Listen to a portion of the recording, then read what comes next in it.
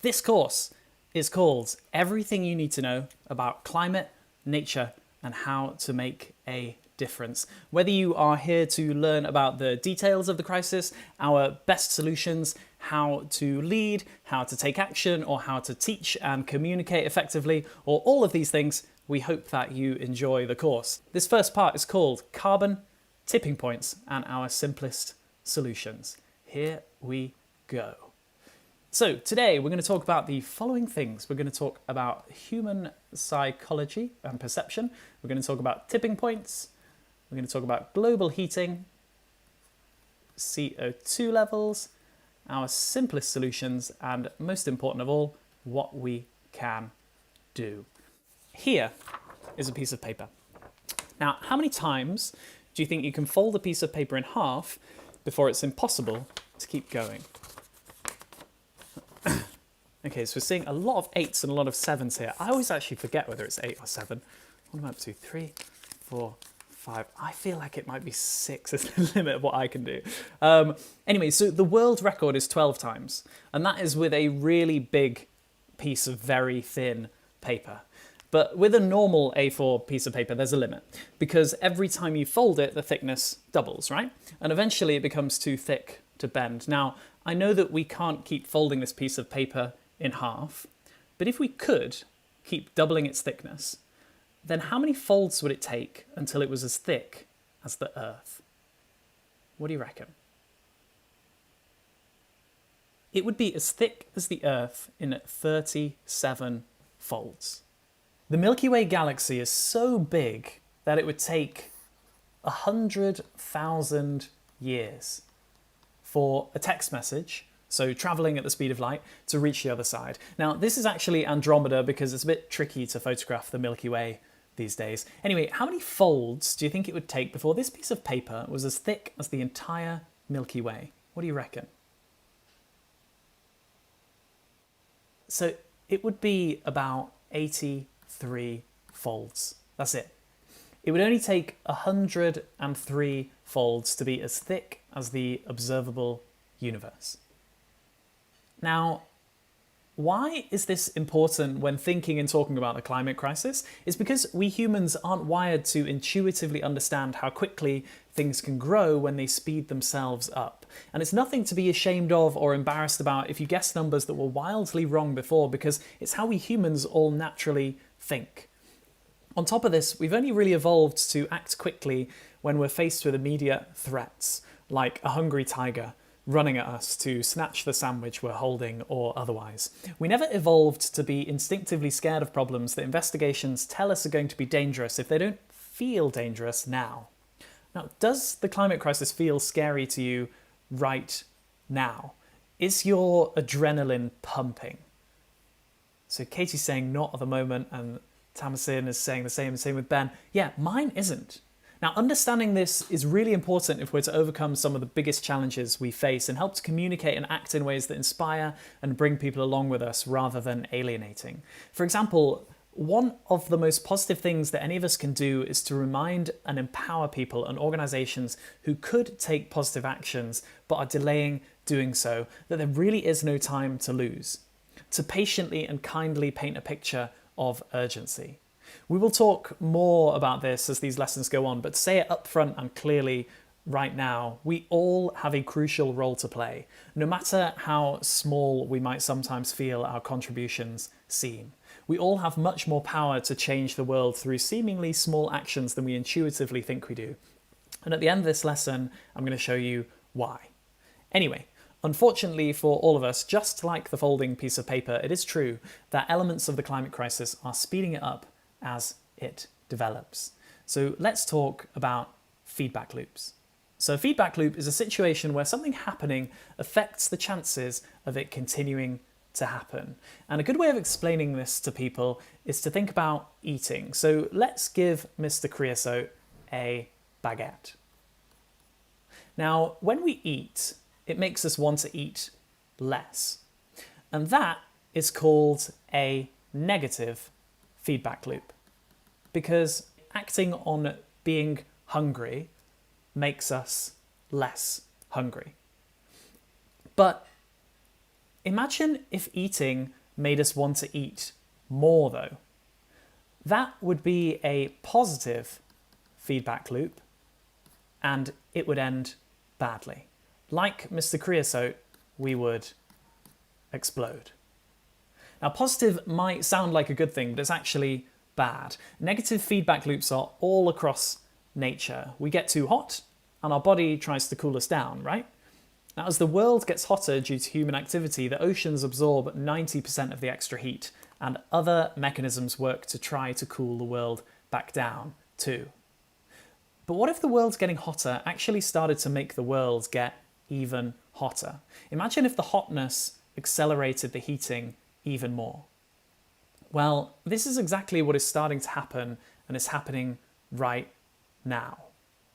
Who knows why burning forests across Australia, the USA, Brazil, Russia, and so on are such a problem? Why are burning forests such a problem? So Anne's saying that they're releasing CO2. Exactly. Yeah. And Jack is saying that these are carbon sinks that we need.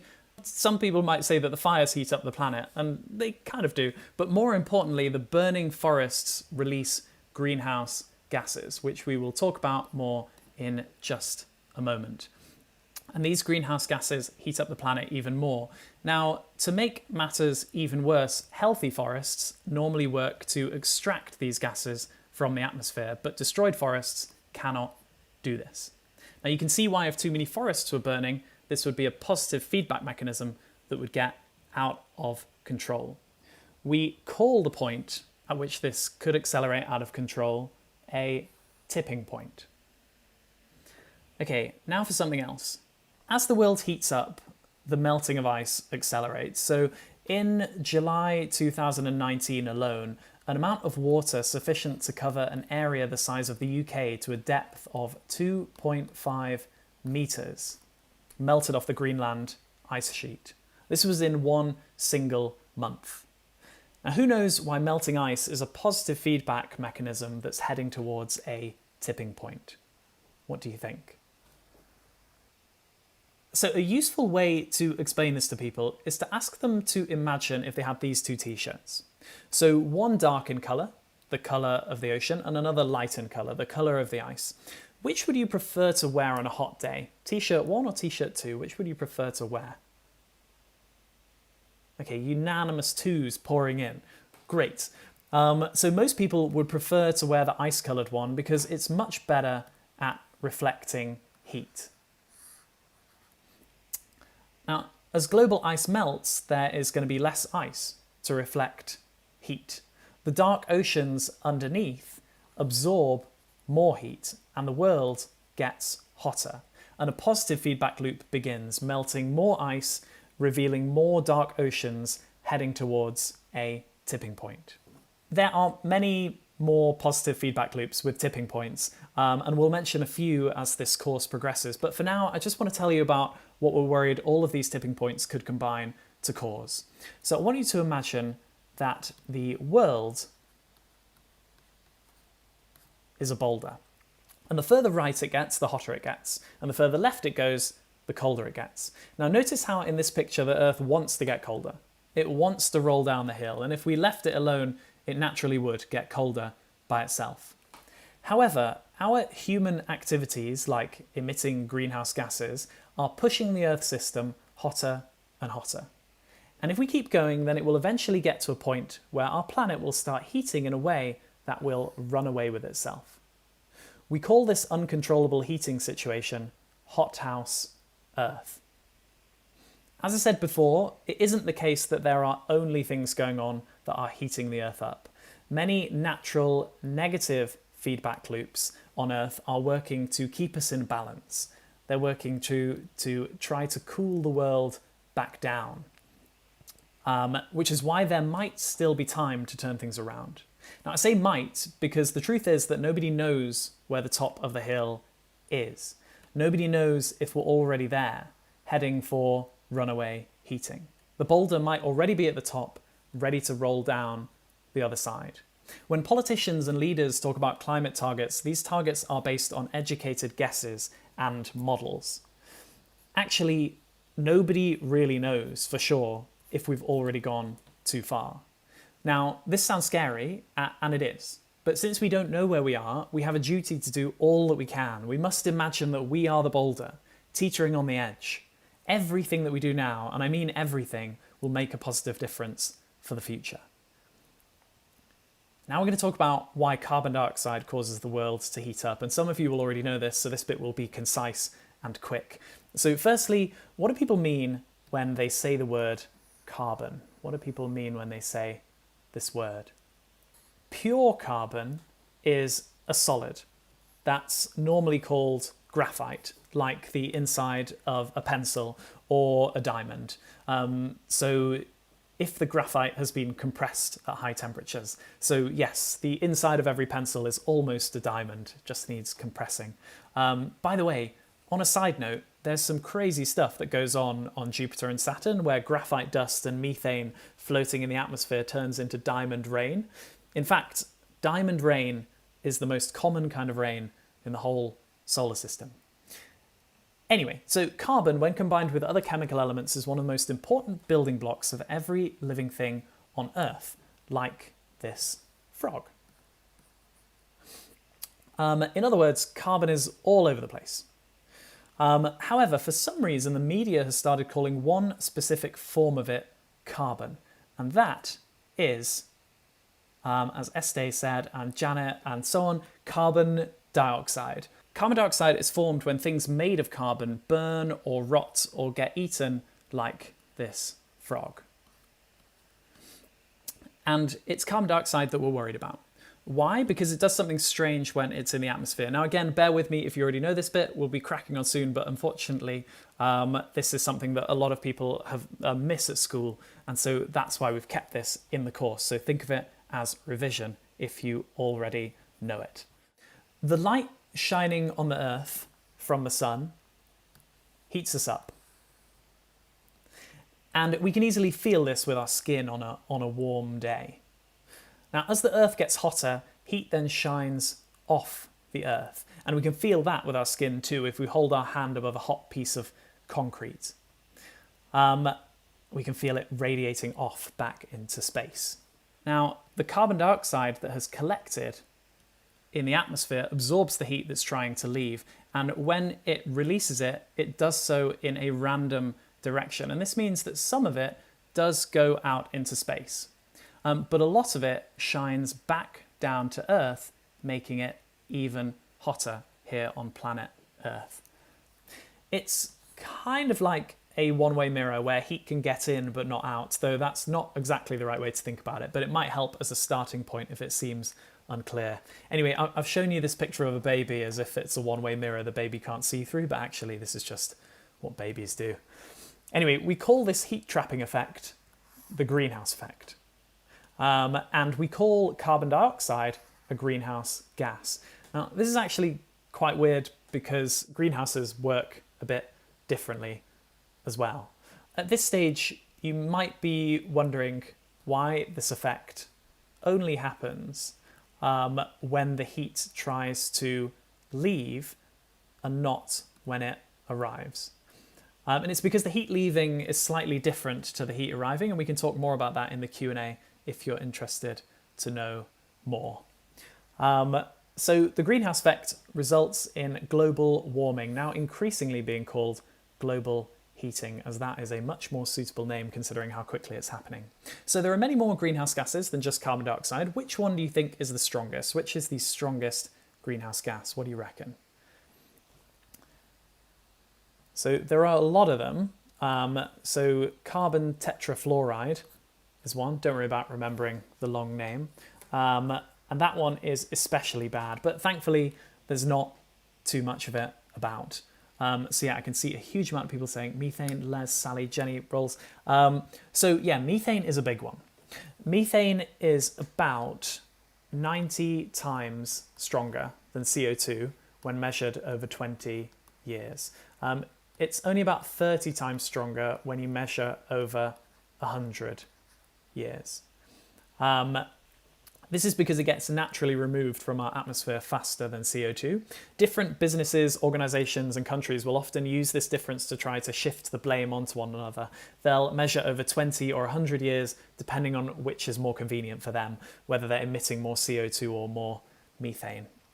So yes, methane is one of the biggest culprits of global heating, but there's still a lot more carbon dioxide around than methane. And CO2 lasts a lot longer in the atmosphere, so it's generally carbon that we worry about most. So here are some mammatus clouds, which are really rare ones that look like giant grapes in the sky, and they occur around thunderstorms.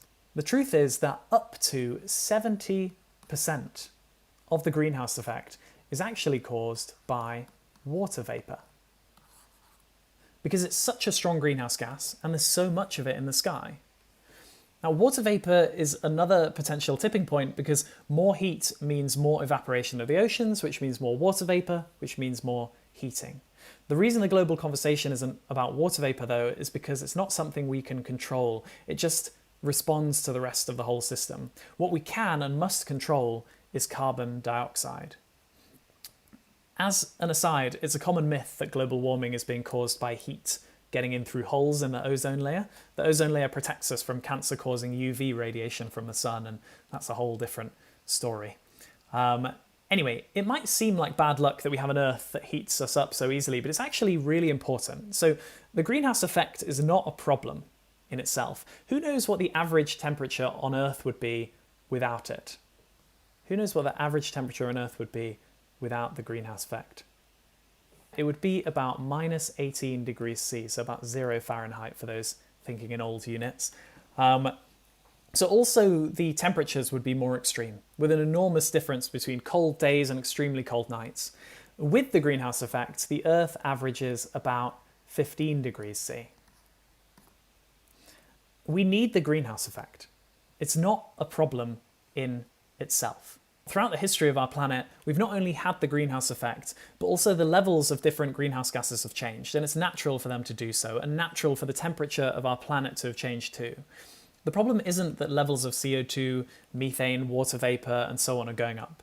The problem is how quickly they're going up, and how it could trigger difficult to reverse, or maybe impossible to reverse, changes if the rock rolls over the top of the hill. Some people point to times in the past when the levels of greenhouse gases were much higher, and they say, completely correctly, that life got by just fine, and they use this to cast doubts on whether climate change is a problem. But what they're missing is that it's the speed of change that matters.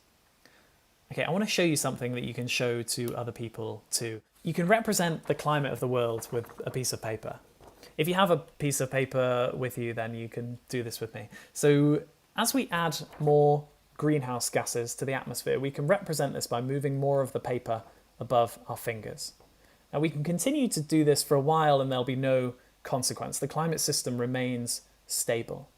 However, there eventually comes a point where the piece of paper and the climate changes very rapidly to a different state, like a hothouse Earth.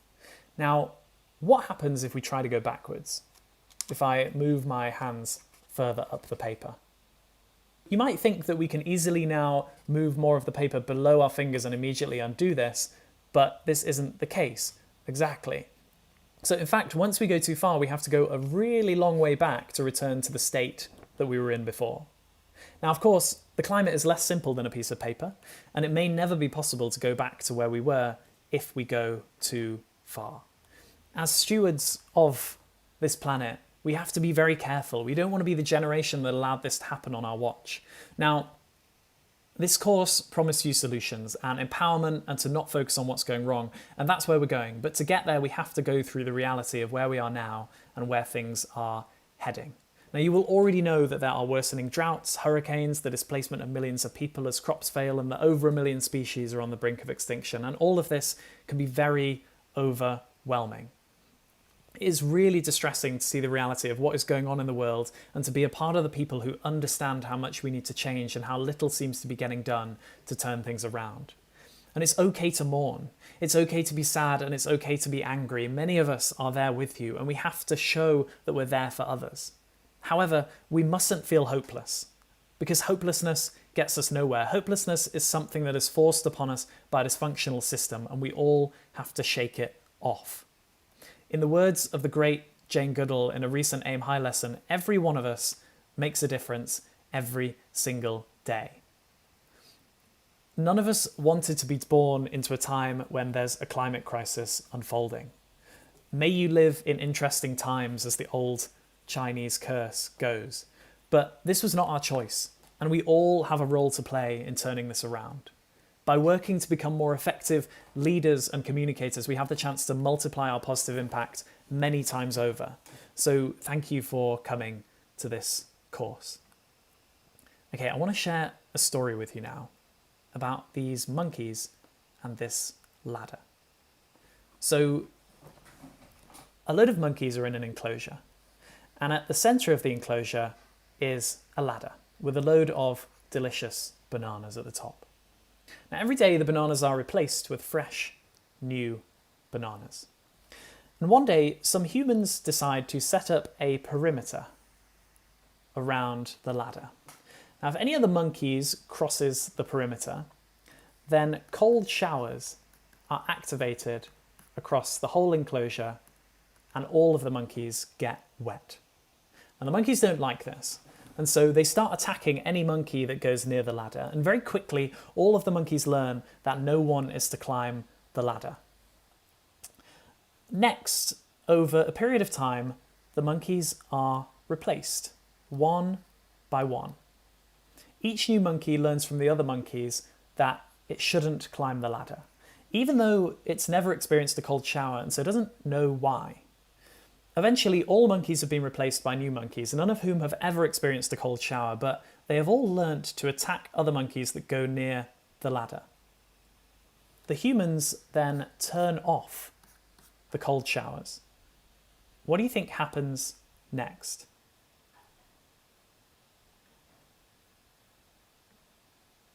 For a long period of time, monkeys continue to attack one another for going near the ladder, even though it no longer makes sense to do so. And eventually there will be pioneers, creative monkeys that will experiment and find that the old rules are better broken, but it could take a long time. Now, this experiment wasn't ever carried out exactly as described, but similar experiments have shown how normal it is for living things, including humans, to adhere to ingrained normalities, to do things because that's how we've always known them to be done. Think about it. Why do we wear ties? It's kind of weird, isn't it? Now, we are wired to accept the present reality, to put our trust in the status quo, even if it doesn't quite make sense. Many of the biggest problems in the world exist not because we don't know they're damaging, but because we are so used to the way that things have always been done that we struggle to imagine how they could be done differently. Understanding the limits of human psychology is just as relevant for understanding and communicating effectively about the climate crisis as any graph of CO2. Why? Because the climate crisis is not just a science problem, it's a perception problem too. This is why good communication is so crucial. By helping those around us to question the way that things are done and to imagine how they could be done differently, we can create change very rapidly. Ideas are powerful things, and we'll talk more about that in a moment. But first, I'm just going to show you some quotes compiled by Dr. Emily Grossman in her online book, Emergency on Planet Earth. And apologies that these are all from males. Now, I want you to tell me if you recognize the names or associated organizations of the people saying them. This is our current reality, but it doesn't have to be. This is an emergency, and for emergency situations, we need emergency action. Ban Ki-moon, former UN Secretary General.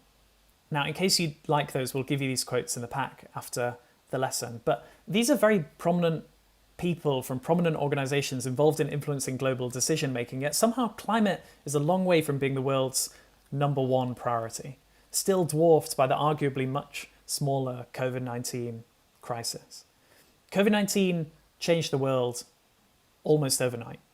Yet we're repeatedly told that making the necessary changes to turn around the climate crisis will take many years or many decades.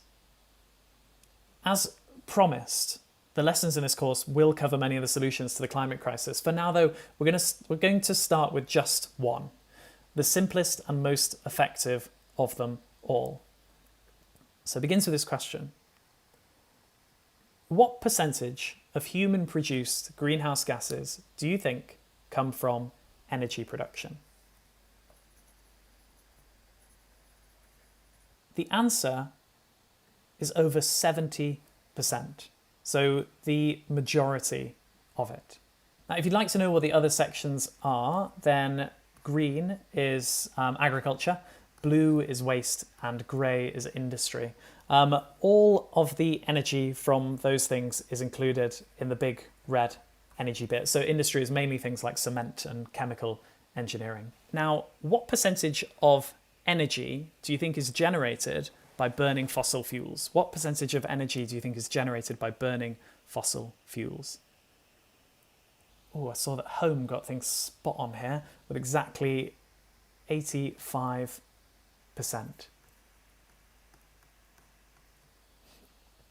That's right. So 85% of our energy supply comes from burning fossil fuels. Burning fossil fuels releases CO2, among other pollutants, which increases the greenhouse effect.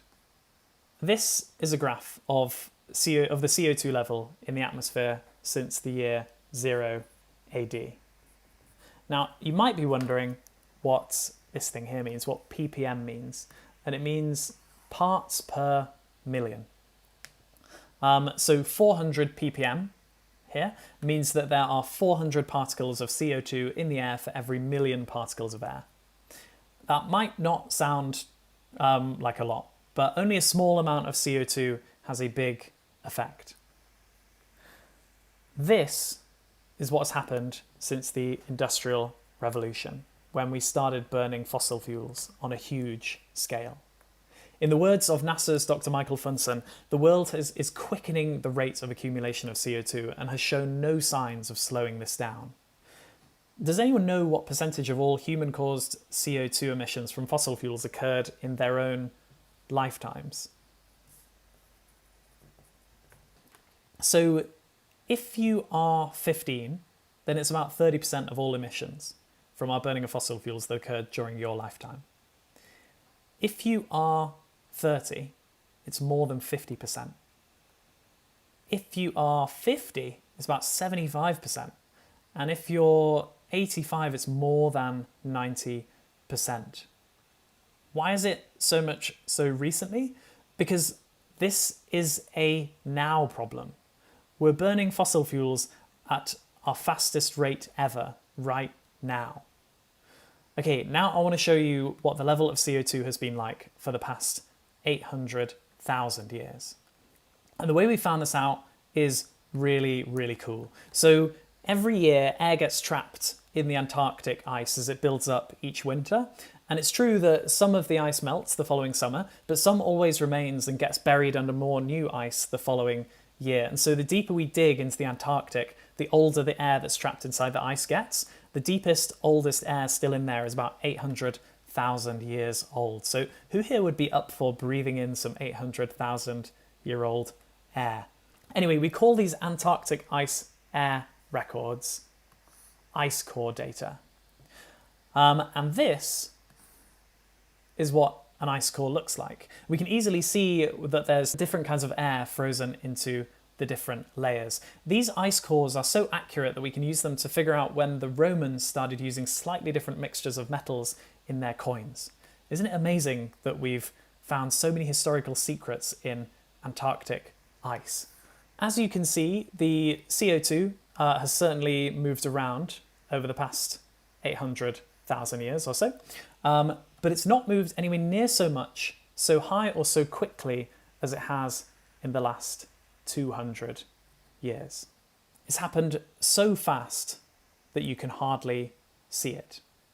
Now, you might sometimes come across arguments where people say that recent global heating has nothing to do with greenhouse gases and is actually a consequence of natural solar cycles and that the sun is currently getting hotter.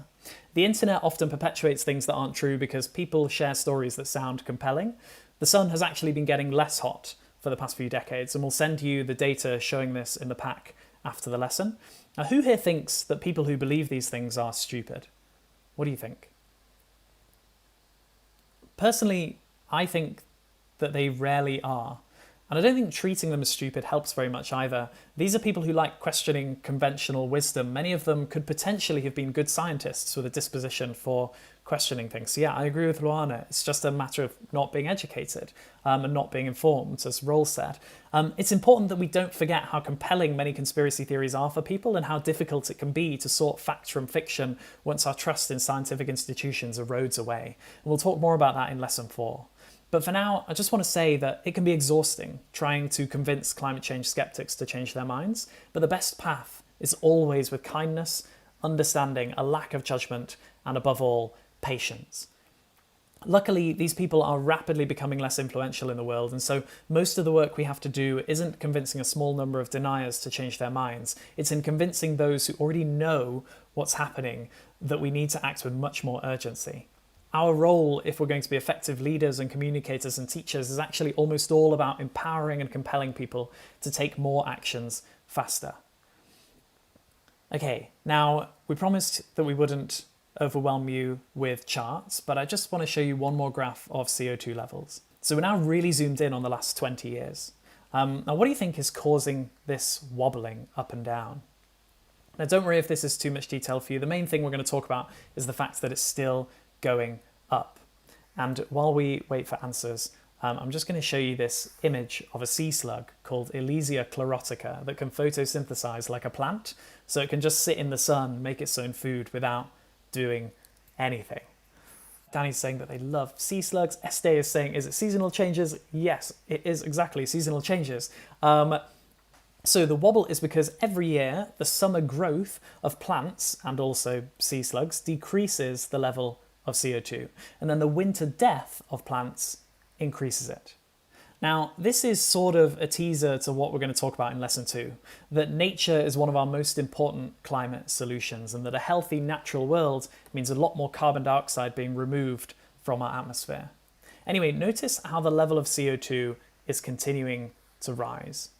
CO2 did not fall because of the pandemic. The rate of increase slowed a little, but it is still increasing fast. Now, just a moment ago, we saw how rapidly the CO2 level is rising relative to the last 800,000 years. However, we have reason to believe that our atmosphere has likely not changed as quickly as it is doing now for hundreds of millions of years. 252 million years ago, a rapid change in the atmosphere resulted in the permanent disappearance of 96% of all species in the ocean, and around 70% of all species on land. Many people aptly call this event the Great Dying. Now, history never repeats itself, but it can rhyme. Some people like to think that we might run out of fossil fuels in time to be saved from them. We're all taught in school that they're running out. But actually, the predicted amount of oil left to extract on Earth goes up by 2% every single year, because we're discovering new reserves even faster than we're using them up. There's no two ways about it. We need to stop burning the fossil fuels that are creating all of this CO2 as quickly as possible. This is our most important solution, and it is very simple. Just because the world has been powered by fossil fuels for so many years doesn't mean for a second that it has to continue. We don't have to be monkeys around a ladder, especially when doing so has us on a collision course with catastrophe. We can and we will devise a new way. And here's how we can start as a planet. 1, switch to greener sources of energy production, solar, wind, wave, and so on. Despite what some people say, we can power the world without fossil fuels if the will is there to make the changes, and there's recognition that short-term expenses to make it happen are actually enormous long-term savings. And 2, reducing global energy use overall. A lot of the ways we use energy are unnecessary and inefficient, and we could be a lot less wasteful. So, how do we have a positive impact ourselves? Here are some of the most important things we can do. So move any money we have away from banks, pensions, and so on that invest in fossil fuels. Most banks and pensions still do. So do your research. I bank with Triodos personally. Next, in democratic countries, we can all vote for political parties that treat the climate crisis as the existential emergency that it is and their top priority. Actually treat it as their top priority. Number 3, we can vote with our wallets and find a way to pay that little bit extra for energy generated from renewable sources. By the way, in Switzerland, all energy companies make renewable energy the default option when making choices online. People have to actually choose to switch to a more polluting fossil fuel option. Before this switch, only 3% of people in Switzerland selected renewable power. Now more than 80% do, even though it's a bit more expensive. More renewable energy means less fossil fuel energy, and so this makes a huge difference. If we spread Switzerland's idea, maybe we can get it happening in other countries as well. And finally, if we ever fly, we can fly less or not at all until electric planes arrive. In 2019, 6.6% of all airline passengers had Chinese passports. 7.6% had US passports. Only one country contributed more flyers. What do you think it was?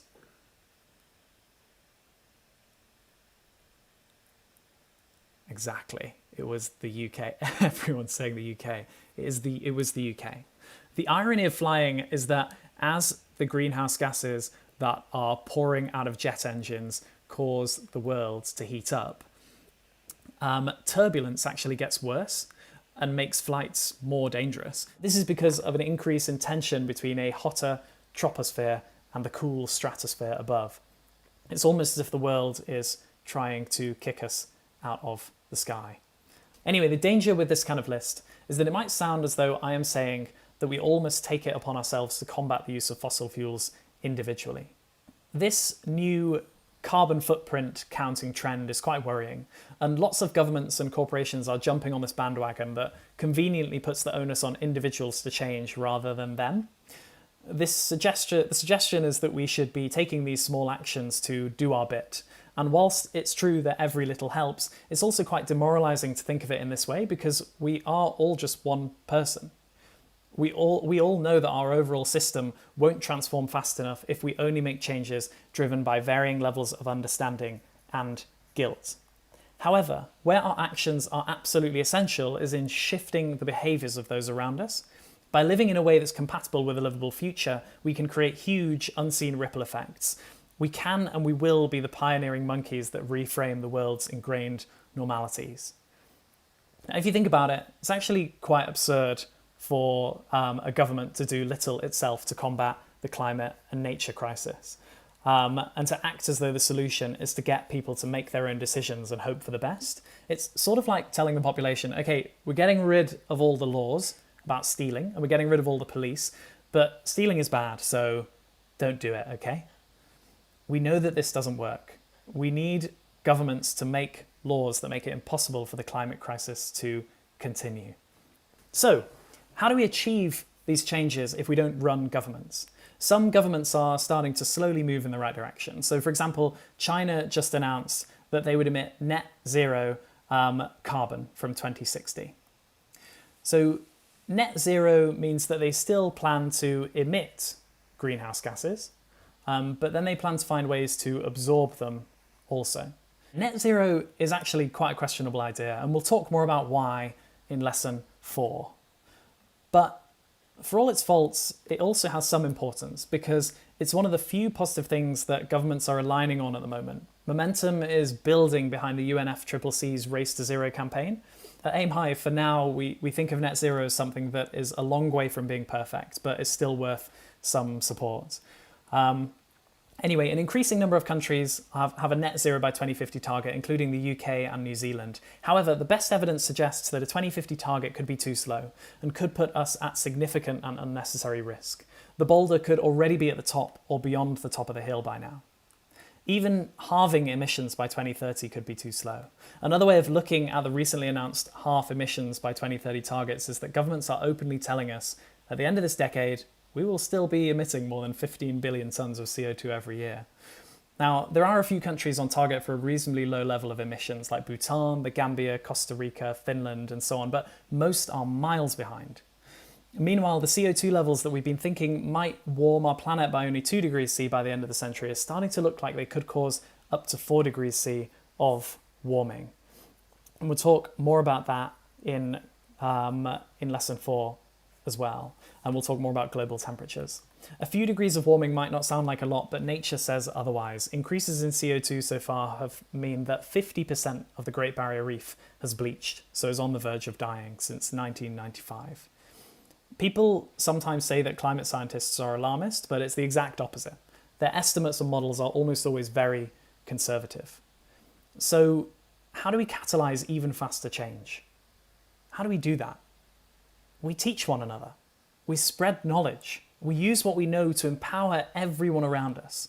We are living through a crisis of imagination. There is so much potential for things to change for the better.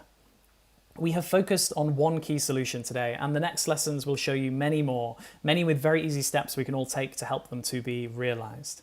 We're living through a scary time, but also a very exciting time. Things are moving and we need to be a part of that change. Even Sir David Attenborough, at the age of 94, joined Instagram in the autumn to do his bit. People are changing their perceptions, and it's up to all of us to accelerate this rising tide together. It's very easy to think that we can't make a difference as individuals, but our seemingly small actions and communication of knowledge and ideas can be very powerful.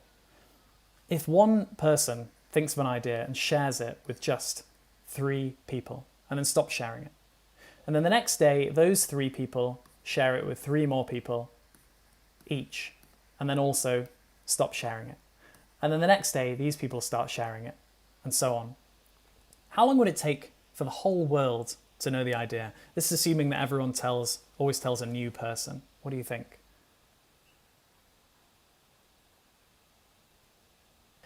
It would be just 3 weeks. It's even faster if each person shares it more than 3 times. We have agency over our own future, and collectively we are stronger than any seemingly unchangeable inertia, especially if civilization depends on it. So please go forth and spread this knowledge. I want to leave you with this quote from Muhammad Ali as a teaser for lesson 2. So looking at life from a different perspective makes you realize that it's not the deer that is crossing the road, rather it's the road that is crossing the forest.